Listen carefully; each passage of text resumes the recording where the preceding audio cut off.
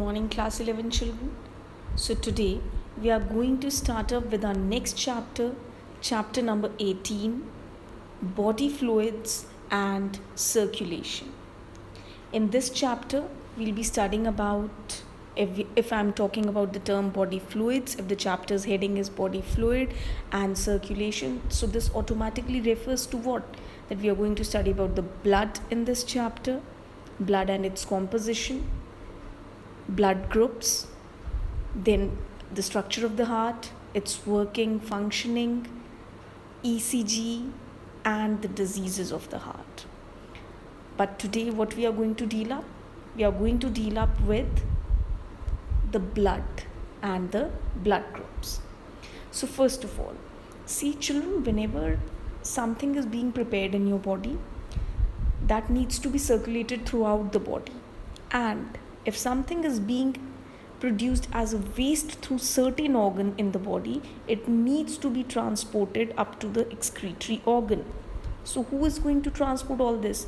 Food, gases, waste. Of course, it is our blood. So whenever we talk about the fluids in our body, we talk about blood, lymph, cerebrospinal fluid also it can be there, the fluid which is present in your vertebral column. So we talk about these fluids. Now this is the case of animals, complex animals. But what about the lower organisms?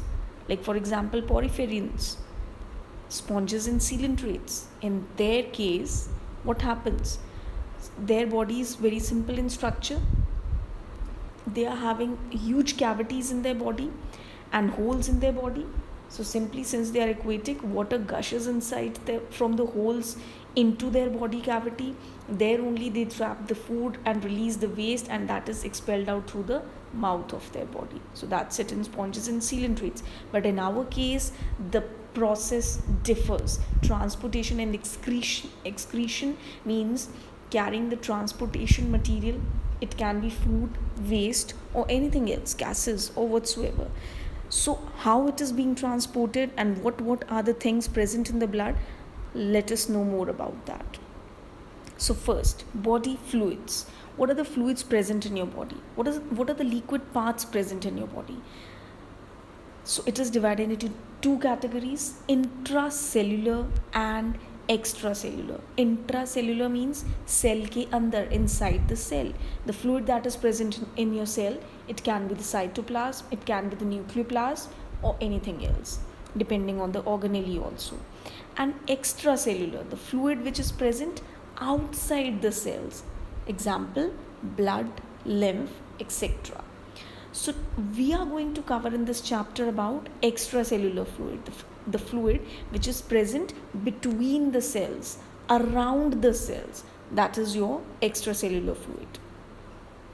Moving on further, blood.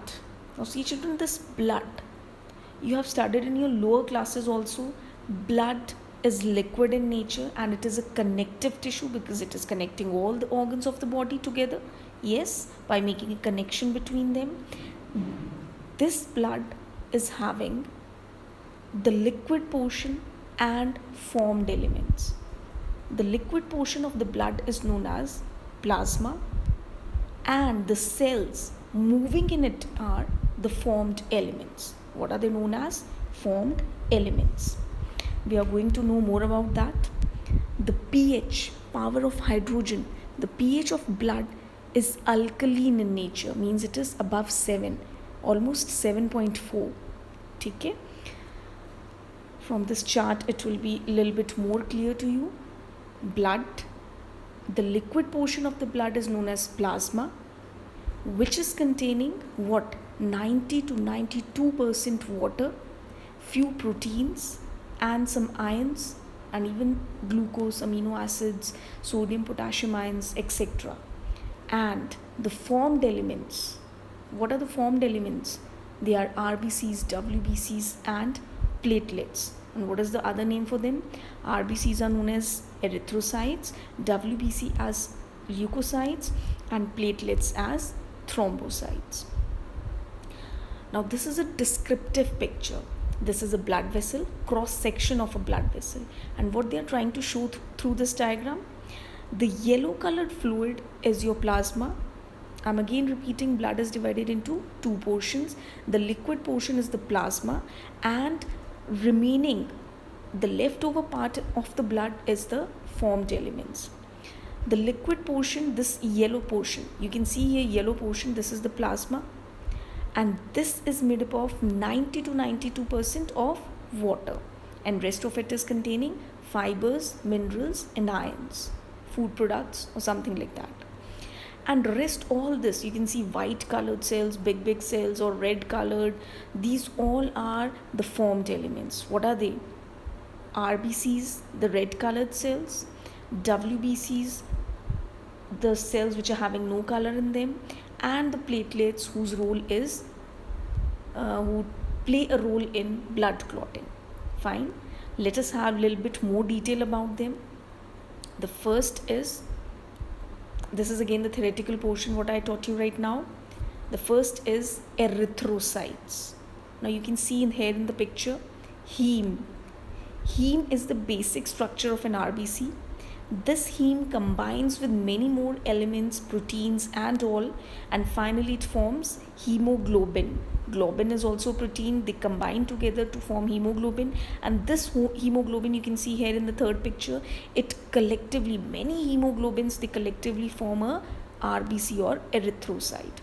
This erythrocyte is devoid of nucleus. इसमें nucleus नहीं है because it has no functioning, it is nothing to do with the functioning or the division or something like that. Okay, its work is only to attach with oxygen, CO2 or other materials and get it transported here and there. That's all. So it lacks a nucleus. It is formed in the bone marrow. Bone marrow is the like your thigh bone. Thigh bone interiorly, it is filled with bone marrow where RBCs are formed. And lifespan, कब तक आपका एक RBC जिंदा रह सकता है? It is 120 days. It's almost 4 months. And once the RBCs, they are above 120 days, they are being thrown out into the spleen, where they are ultimately being digested by some WBCs, or they are being destroyed over there. So where they are formed? In bone marrow, and where they are destroyed? In spleen, and their lifespan is 120 days. Next is children, leukocytes or WBCs. These are the fighter cells of the body, जो fighting करते हैं किससे? Whenever a foreign organism, any bacteria, virus, fungus, whatsoever pathogen enters into the body, it is these leukocytes who are fighting against them. They are of two types, agranular and granular. The WBCs who are having some special granules on their outer walls, they are granular, and those who have no granules on them, they are agranular. Leukocytes, those who have granules present on their outer surface, they are granular, and those who have no granules, they are agranular. Agranular is having two types of cells which are smooth, they are lymphocyte and monocyte, and granular are NEB, NEB. N stands for neutrophil, E for eosinophil, and B for basophil. Little bit more about them. Now you will just focus on this picture which I have given. Come to the third picture, which is a neutrophil. You just need to remember this picture. Neutrophil is highest in number in the blood. Okay? It's present in highest number in the blood. And next to it, lying to the left of this neutrophil, the second cell, basophil, it is present in least number in the blood. Now come to the fourth one, monocyte. This neutrophil, third neutrophil and fourth monocyte, they together are phagocytic in nature. Means ये कोई भी foreign organism है उसको सीधा amoeba, जैसे amoeba pseudopodia निकाल के खा लेता है, उसी तरह से they also phagocytoids. They are phagocytic in nature. They simply extend their body wall and consume that foreign particle inside them, and then they lyse it up. The last two cells, T lymphocyte and B lymphocytes, what is their function? They enhance the immune system. Again, they are helping in fighting up with the foreign bodies. And eosinophil, it reduces the allergic reactions. कोई भी allergy से ये बचाता है, ठीक है. In this page also I have shared the same, you need to learn it. Moving on further, now comes your thrombocytes or the platelets. You can see here they are somewhat in this shape or structure, you can say, ठीक है. They are also formed in bone marrow and एक special बड़े size के cells होते हैं megakaryocytes, ठीक है, उनसे they are formed in the bone marrow. And इनका काम क्या है? Simple, they all will collect together whenever there's an injury in a blood vessel or a leakage of the blood vessel. वहाँ पर ये इकट्ठे हो जाएंगे and they will form a blood clot coagulation process, ठीक है. They will start the coagulation or the blood clotting process. Very important, children, and knowledgeable topic now, blood grouping. What? Blood grouping. Now my blood group is B positive. What's yours? It can be A positive, AB, positive, negative, or O positive or negative. Yes, let's study in detail about this. See this blood grouping, actually how the whenever we see the blood, if yours, mine's, it will be almost similar in you can say appearance, but when we look into its composition it differs over there. खासकर RBCs में the blood groups, how they differ from each other, like it's A, B or AB or O. They differ in the presence of two antigens. Please remember there are two antigens on the surface of RBCs, ठीक है. जिस RBC के ऊपर A antigen है उस पूरी body का blood group is A. जिस RBC के ऊपर B antigen is present, the blood group is B.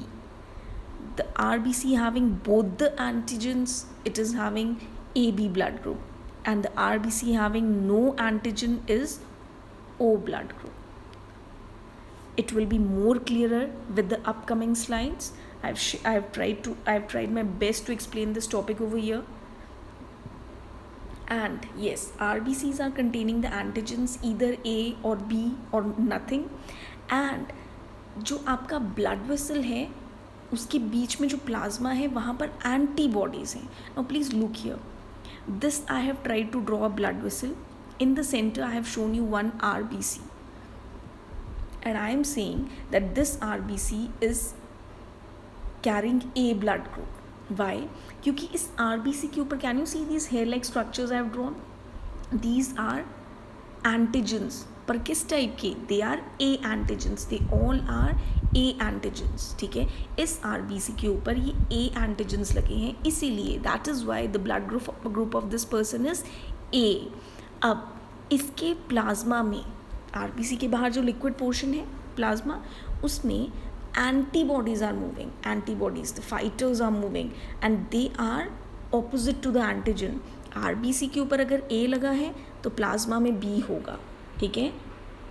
And if RBC के ऊपर बी है तो इन the plasma it will be A antibody. So you just need to remember. आप एक learn करेंगे सिर्फ and the second automatically will be learned by you.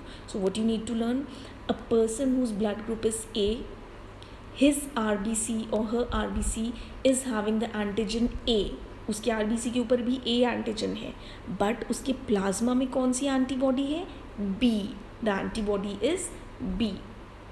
Now please focus on this diagram. Please watch at the diagram of blood group A. This one, this is the RBC. This RBC is carrying these antigens. These are the antigens and they all are which antigens? A antigen. So इसीलिए this person's blood group is A. But अगर antigens on the RBCs are of A type, तो what will be the type of antibody in the plasma? It will be B. उसमें कौन सी antibody होगी? B. You can see here ना, antigen is A, so antibody in the plasma will be B. Fine. And antigens will be A. That's again the same. Again look at the B blood group. B blood group RBC is containing this green colored antigens which are B antigens. Fine. And the antibody that will be present in the plasma of this B blood group, antibody कौन सी होगी? B के उल्टा, B का उल्टा, it will be A. It is A. Correct? So you need to remember in this way. Now the blood group the RBC who's containing both the antigens. You can see the pink colored are the ones A and green is your B. तो A B दोनों antigens हैं. अब there is a question, antibody क्या होगी plasma में? Plasma में antibody कोई भी नहीं होगी बिकॉज ये दो ही हैं, ए और बी ही एंटीजन्स होते हैं. जब दोनों ही both of them are present on the RBC, so no antibody in the plasma. Why? Because अगर इसमें ए एंटीबॉडीज आ गई तो it will kill these A antigens, ultimately it will kill these RBCs. So no antibody is present in the blood. If no antibody it means this A B can receive blood from A, क्योंकि यहाँ पर plasma में कोई भी नहीं रोकेगा उस A blood group को. It can receive blood from B also, acceptable because no antibody is there to fight up with the outsider blood. It can accept blood from O also. So this is the universal acceptor. This is universal acceptor because it can accept all the blood groups. Next is O, blood group O. This O is having not even a single antigen, neither A nor B. कुछ भी नहीं है, neither A nor B. So what will be the antibody? Both the antibodies. A भी होगी इसमें and B भी होगी in the blood plasma. Fine. And now what about the donating of the blood? This O can give blood to whom? It can give blood to all. It can give blood to A, क्योंकि इसका जो RBC है उसमें A antigen नहीं है. ठीक है, तो अगर ये ए के पास जाता भी है तो ए इसको रिकग्नाइज नहीं करेगा as a foreign body because it is not having an A antigen. It can give to B also and it can give to A as well as AB also. It is the universal donor. You can study a little bit more in this chart. AB is having the antigen A and B. Correct? RBC के ऊपर A B दोनों लगे हैं तो antibody क्या होगी? Nothing, कुछ भी नहीं. ठीक है, this can give blood to AB but it can take from all. You need to study this chart. I'll give a more clearer explanation in the Zoom class. So you should note down this, that universal donor is O and universal recipient who can receive blood from all the blood groups, it is AB. And there is some difference based on negative and positive also. There the universal donor and universal receptor also differs. Now next is RH grouping. This RH, it was for the first time discovered in the body of a rhesus monkey. उसके cells में, blood cells में, RBCs में. What the scientists discovered that a rhesus monkey का जो RBC था, it was containing an antigen of A or B, but it was also containing another antigen. ठीक है, तो which was named as RH based on the rhesus monkey के नाम पर it was, that antigen was named as RH. Now the RBCs which are containing that RH factor, that RH antigen, they are known as positive, and the RBCs which are not having that RH antigen, they are considered as negative. So this way the blood group is positive and negative. Are you getting? Like my blood group is B positive, so my RBC is having the antigen B and the RH, yes, RH antigen is also there, that's why I am positive. अगर मेरे पास वो RH antigen नहीं होता on RBC, so I would have been negative. So this is your RH. Now due to this problem of RH factor, sometimes the newborn baby, it suffers from a disease, erythroblastosis fetalis. Now what happens in this? Suppose there's a couple in which the male is positive, male is having a positive blood group and the female is having negative blood group. Now when fertilization takes place in them, what happens? Suppose this female who is having negative blood group, she conceives with a baby with a fetus of positive blood group. Fine, mother का अपना blood is negative with negative RH and her fetus is positive. Now in first pregnancy there is no problem because there is a barrier between the blood of mother and the fetus as the placenta. But when the parturition or the delivery takes place of this fetus, there is some disruption of the fetal cells also and mother cells also, and by chance little bit few cells of this fetus, they come in contact with the mother's blood. Mother's blood recognizes this positive Rh factor as a foreign body, and it forms millions of antibodies against this positive blood group. Now comes the problem for the second or the third or the next baby, because now when she will conceive with the positive baby, her body has already generated so many positive antibodies against this positive Rh that they will immediately attack the RBCs. These antibodies will even cross the placenta, okay, and they will kill that fetus by killing its RBCs. So her, after the first pregnancy, her all other pregnancies will be finished up. So now what to do? There should be a solution. So such type of females who are having negative blood groups, they are immediately after their first pregnancy finishes, they are given an anti-RH factor injection. इनको एक anti-RH antibodies का injection दिया जाता है, so that no antibodies develop against the RH positive factor. And अगर ऐसा problem हो जाता है तो what is the problem in the fetus? The fetus is having, you can see here in the picture, kernicterus, means some problem in the brain, deposition of some materials in the brain, hence it can be an abnormal baby. Hemolytic anemia, RBCs का number बहुत कम होगा, and jaundice भी हो सकता है, which can be fatal to the fetus life also. Next is lymph. Now what is lymph? When from the blood some of the plasma it leaks out, including some WBCs. So plasma with the WBCs forms the lymph. And what is this lymph? It is protective in nature. It contains the antibodies and it helps in protection of the body from the foreign particles, the pathogens. And it also helps in transporting the digested fats. जो भी fats body में digest होने उनको transport करेगा from one portion to another. Our next topic is again important, blood clotting. Now I told you that thrombocytes are responsible for blood clotting. Now what is this blood clotting? Whenever an injury takes place in a blood vessel, blood starts leaking out. So as that blood leaks out, the information is sent to these platelets that yes, here a leakage is there in the blood vessel. These platelets immediately get stuck to that injured portion, and there they convert these platelets, when they combine together at that injured portion of the blood vessel, they convert prothromboplastin in the presence of calcium ions into thromboplastin.